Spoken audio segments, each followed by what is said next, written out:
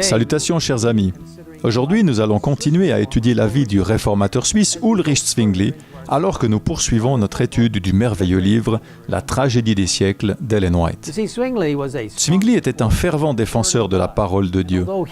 Et bien que Martin Luther et lui n'aient jamais eu de contact, ils étaient parvenus aux mêmes conclusions bibliques et prêchaient le même évangile. En 1516, Zwingli devint prédicateur à Einsiedeln,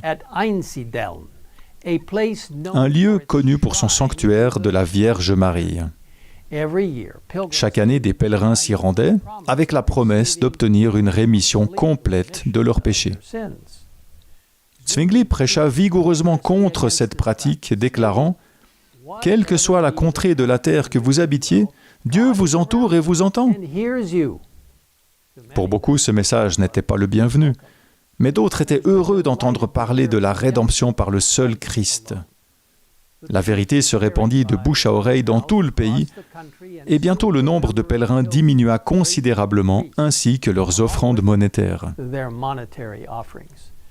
Les autorités ecclésiastiques étaient consternées, mais elles espéraient encore pouvoir compter sur l'éloquent Zwingli. 3 ans plus tard, Zwingli fut invité à prêcher dans la cathédrale de Zurich, qui était à l'époque la ville la plus importante de la Confédération helvétique. C'est un lieu où Zwingli aura une grande influence.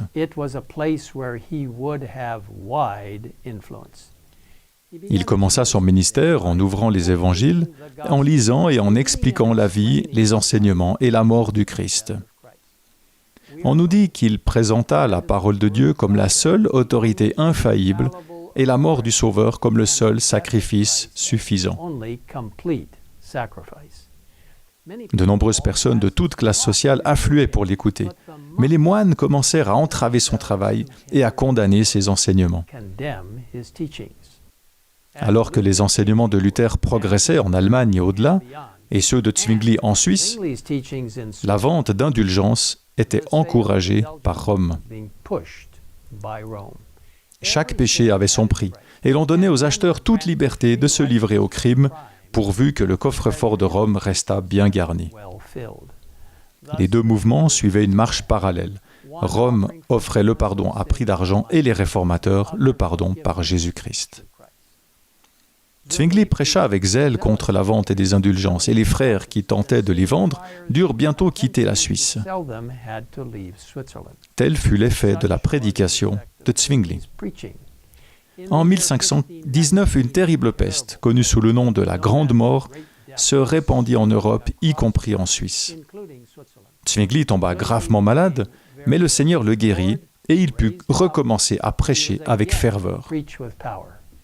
Il continua à étudier la parole de Dieu et parvenu à une plus grande intelligence de la vérité, Zwingli en éprouvait davantage la puissance transformatrice. La chute de l'homme et le plan de la rédemption étaient ses sujets favoris. Il déclarait positivement que la grâce de Dieu ne nous donne pas la liberté de vivre dans le péché. Partout où l'on croit en Dieu, Dieu est. Et là où Dieu se trouve, il y a un zèle qui pousse aux bonnes œuvres.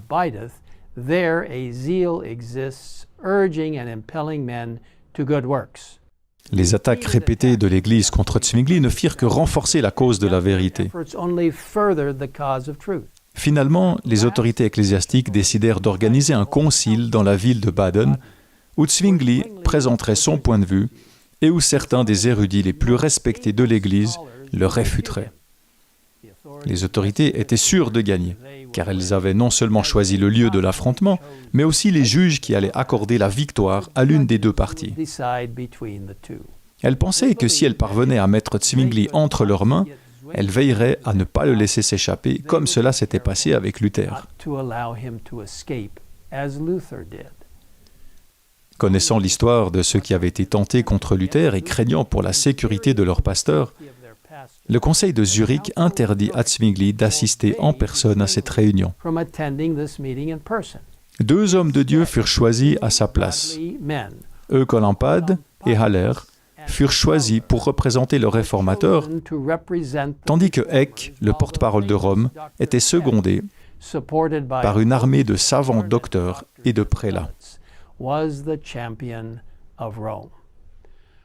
Bien que Zwingli n'ait pas été présent en personne, un étudiant prenait des notes très précises des sujets abordés, et chaque soir, ces notes étaient secrètement apportées à Zwingli, qui pouvait les examiner et donner des conseils et des suggestions par écrit.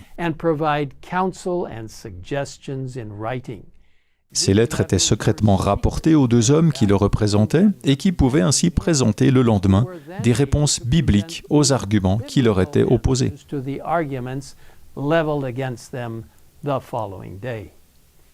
Dans la tragédie des siècles, la scène de la rencontre est décrite très clairement. Eck monta fièrement dans une chaire magnifiquement décorée, tandis que l'humble Eucolampade, chétivement vêtu, prenait sa place en face de son superbe adversaire sur un tréteau grossièrement travaillé.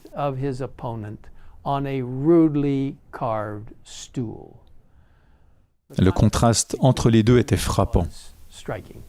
Eck parla d'une voix fière, exposant les traditions de l'Église, tandis que Eucolampade déclara «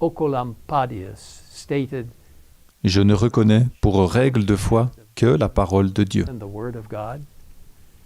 La discussion se poursuivit pendant 18 jours.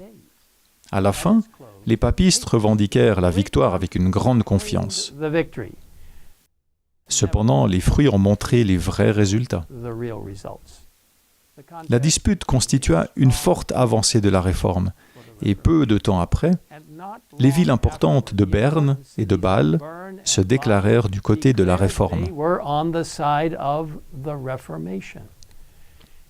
Vous voyez, mes amis, la vérité de Dieu finit toujours par l'emporter.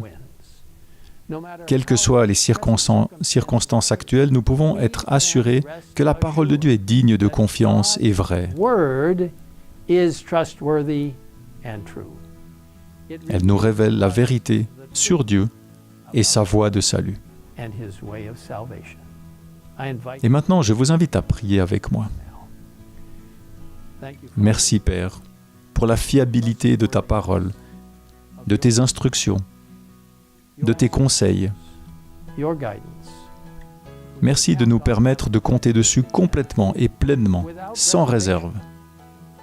Merci d'avoir contribué, dans le grand débat qui a eu lieu, à mettre en lumière la vérité de la Bible, afin que les gens puissent voir clairement ce qui n'était qu'une invention humaine et non une inspiration céleste.